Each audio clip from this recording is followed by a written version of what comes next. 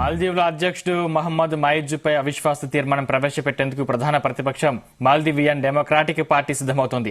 China అనుకూల అధ్యక్షుడు మాయిజ్ కేబినెట్లోకి 4 మంత్రుల్ని చేర్చుకున్న అంశంపై పార్లమెంట్లో ఓటింగ్ జరిగింది. 4 ఒక్కరికి మాత్రమే పార్లమెంట్ ఆమోదం తెలిపింది. 3 తిరస్కరించింది. ఇందుకు ఆగ్రహిస్తూ అధికార పక్షం ఎండీపీకి చెందిన స్పీకర్, డిప్యూటీ స్పీకర్లపై అవిశ్వాసం ప్రవేశపెట్టింది. ఈ సందర్భంగా ప్రభుత్వ, ప్రతిపక్ష ఎంపీలు బాహాబాహీకి దిగారు.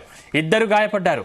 ఈ పరిణామాలతో ఎండీపీ మిత్రపక్షం డెమోక్రాట్లతో కలిసి మాయిజ్పై అవిశ్వాసం పెట్టాలని నిర్ణయించింది.